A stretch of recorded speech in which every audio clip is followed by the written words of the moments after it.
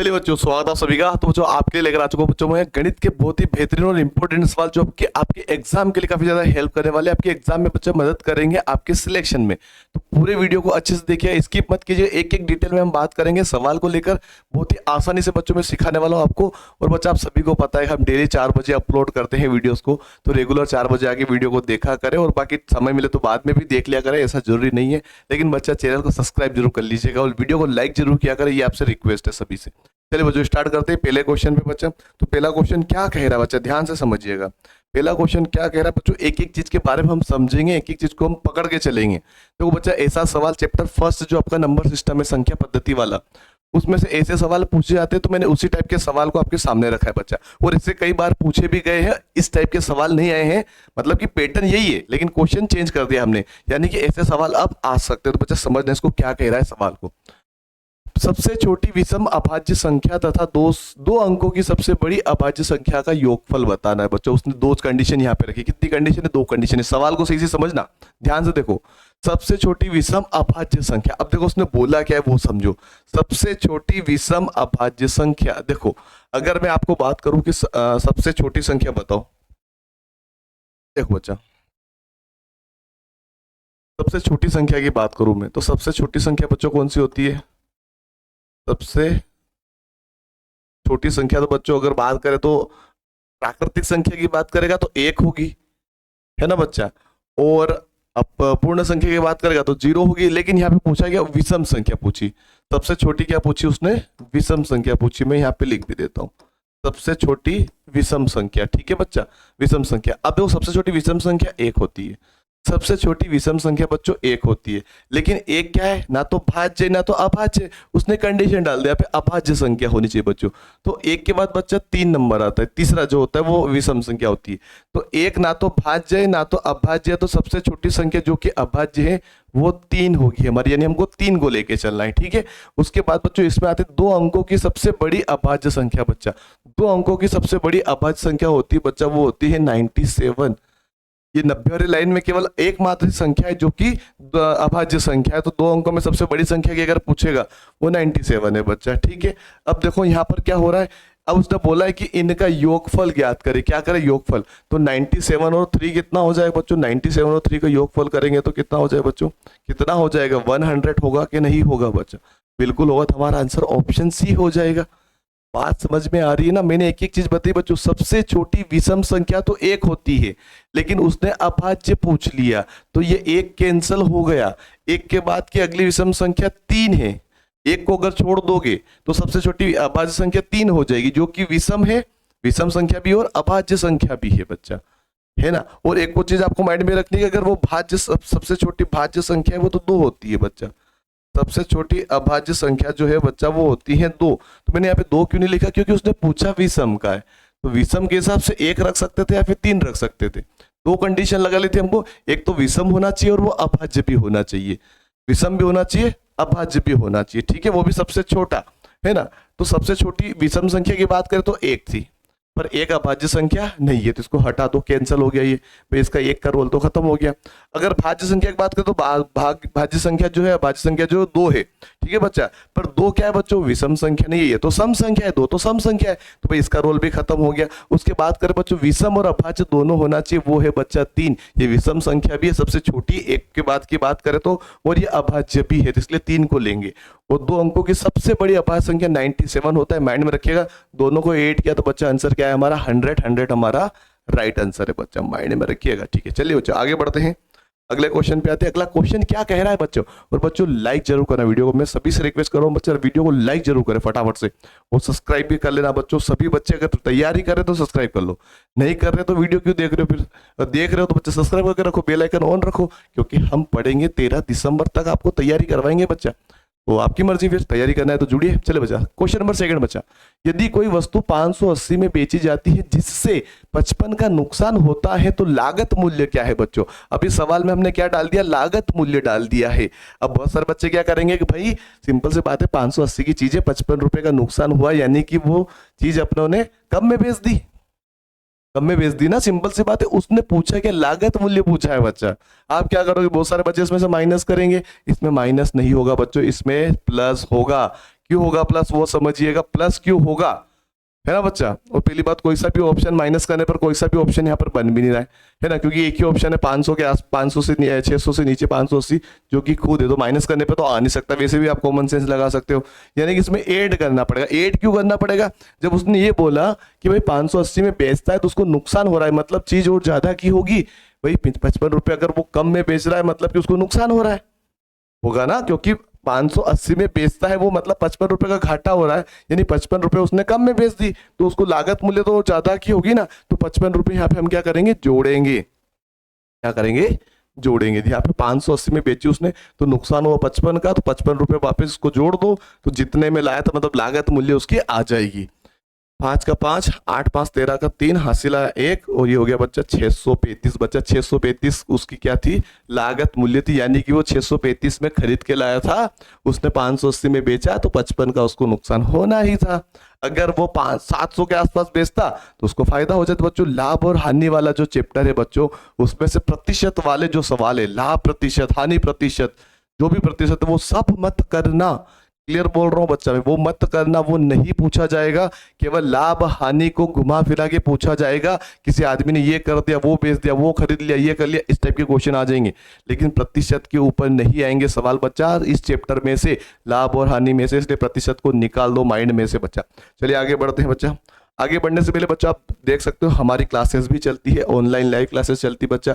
अगर आपको हमारा पढ़ाना पसंद आता है, जिसमें हम इंग्लिश और हिंदी दोनों मीडियम में वहाँ पर पढ़ाते हैं, यहाँ पर यूट्यूब पे केवल हिंदी मीडियम चलता है, लेकिन वहाँ पर बच्चों हिंदी और इंग्लिश दोनों मीडियम हम पढ़ाते हैं, जिसकी जो प्राइस रखी हमने उस कोर्स की 999 है। ये मंथली प्राइस नहीं है बच्चा, ये पूरे एग्जाम तक की प्राइस है 999, यानी कि 13 दिसंबर तक की प्राइस आपके सामने है 999। कक्षा 6 में जो बच्चा चाहता है सिलेक्शन होना, अभी 5th में पढ़ रहा है बच्चों, 5th क्लास में भी जो पढ़ रहा है, फॉर्म होम वगैरह भर देना। 29 तारीख आखिरी, आगे बढ़ जाए वो बात अलग है, 29 जुलाई। और बच्चा शाम को 7:30 बजे हम क्लासेस लेते हैं लाइव, लगभग 1 घंटे से सवा घंटा हमारी क्लासेस चलती हैं। जब एग्जाम पास में आएगी तो थोड़ा समय और वहां पर बढ़ा के आपको और बेहतरीन तैयारी करवाएंगे।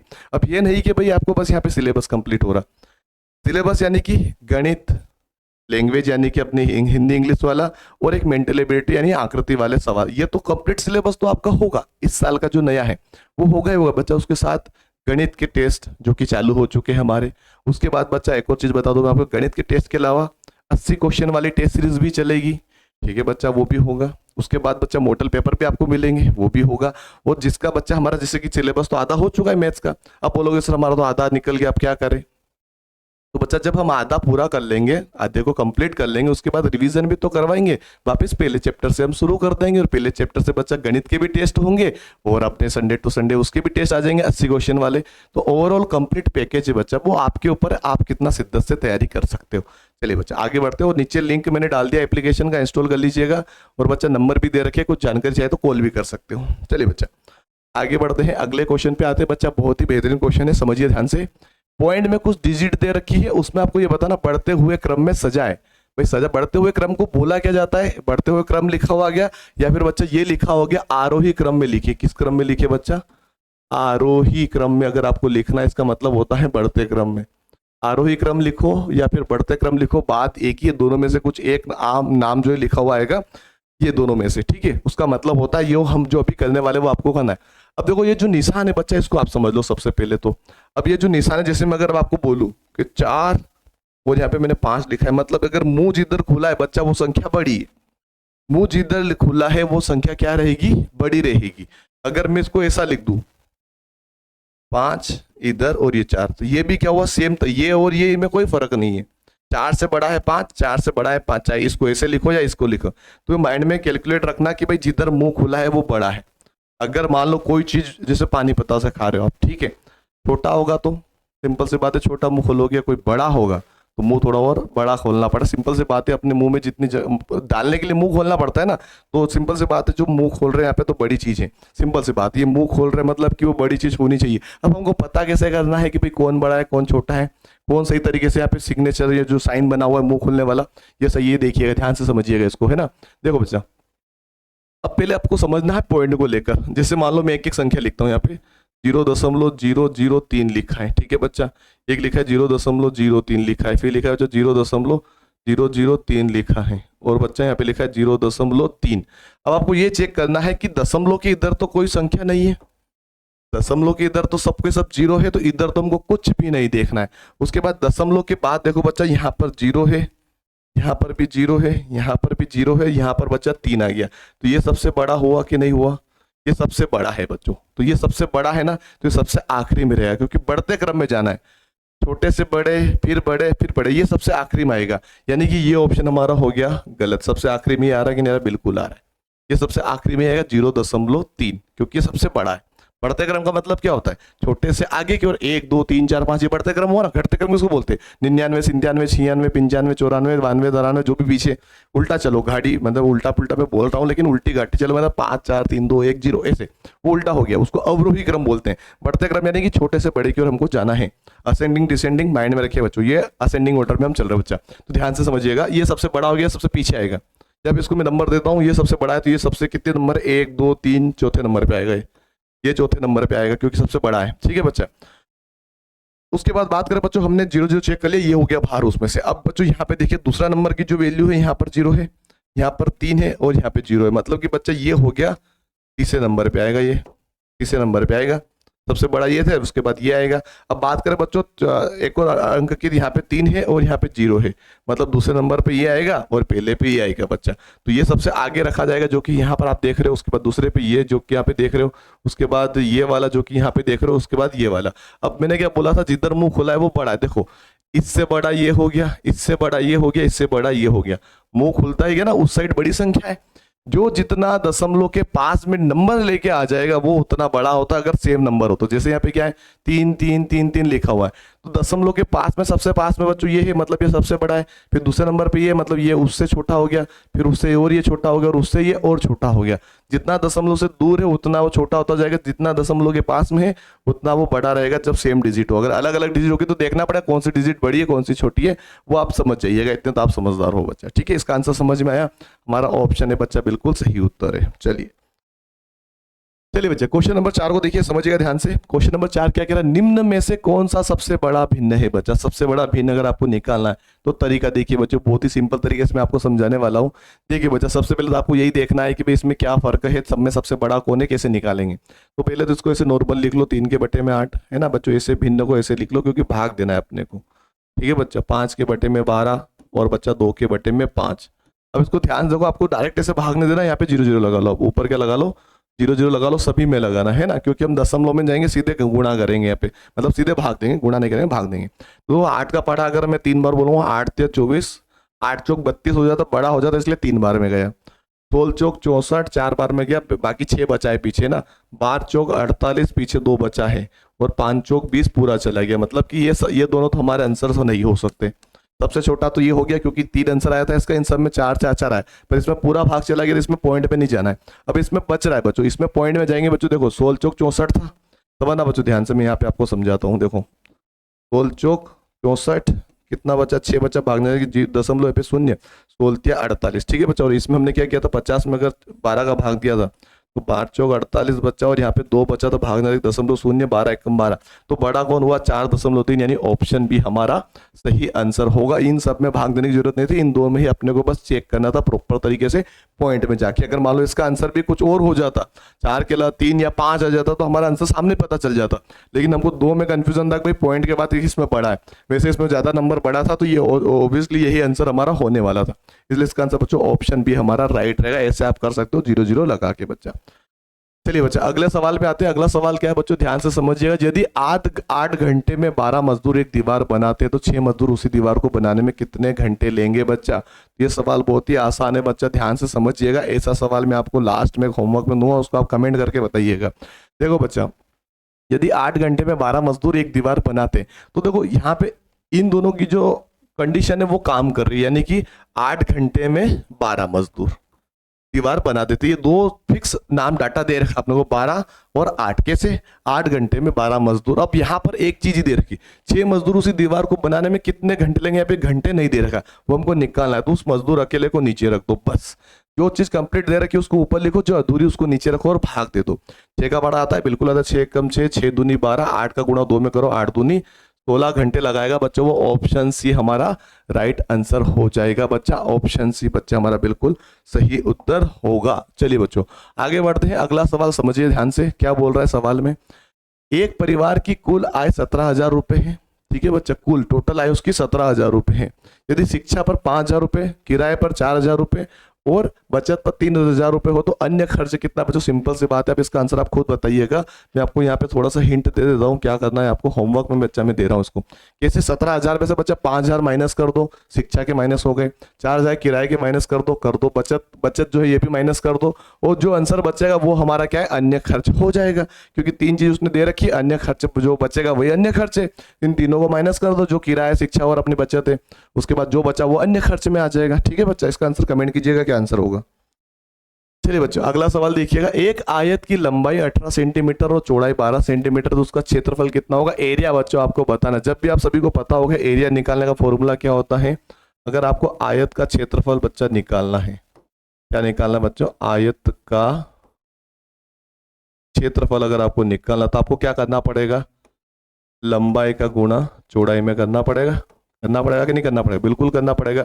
यानी कि 18 का गुणा आपको 12 में करना है। तो 12 बड़ा आता है, 12 8 96 का 6 हासिल आया 9, 12 कम 12 और 9 21 बच्चा 216 हमारा आंसर होगा। ऑप्शन ए बच्चा हमारा राइट होगा। और बच्चा पीछे वर्ग सेंटीमीटर क्यों लिखा ये भी आप जान लो। अब देखो बच्चा सिंपल सी बात है, ये 18 क्या था? सेंटीमीटर में था, 12 क्या था? सेंटीमीटर में था। और वर्ग का मतलब होता है किसी की घात 2 लग जाना, यानी सेंटीमीटर की घात 2 लग जाना। सेंटीमीटर की घात भी ऐसे लिख दो तो भी यही मतलब होता है, उस जो घात होता है उसका मतलब वर्ग होता है। वर्ग सेंटीमीटर या फिर सेंटीमीटर की घात 2, दोनों मतलब सेम हो, यानी 2 चीज का गुणा होता है तो हमेशा वर्ग लगता है ना। सेंटीमीटर में था तो आगे वर्ग लग गया, 3 चीज का गुणा होगा तो आगे घन लग जाएगा। घन का मतलब होता है किसी भी चीज की पावर 3 हो जाना। ठीक है बिल्कुल बच्चा, इसका आंसर कौन सा होगा? ऑप्शन ए हमारा बिल्कुल राइट आंसर है। चलिए बच्चा अगला सवाल क्वेश्चन नंबर 8 बच्चा ध्यान से समझिएगा। ये बच्चा कोण वाले चैप्टर का है, लेकिन परसेंटेज यहाँ पे डाल दिया है, तो परसेंटेज इस वाले में तो आ सकते हैं ना, उस लाभ वाले में से हट गया हो तो, है ना। इसमें तो आ सकता है बच्चा, तो समझिए ध्यान से। 360 डिग्री कोण का 25% क्या होगा? और अगर परसेंटेज नहीं भी आता है तो बेसिक तो समझ लीजिए। चलिए बच्चा 360 का कोण 25% क्या होगा? तो आपको पता है ना 360 का 25% हमको निकालना है। तो प्रतिशत का मतलब क्या होता है बच्चा? प्रतिशत का मतलब होता है जिस संख्या के नीचे लिखा है उसके बटे में लग जाएगा 100।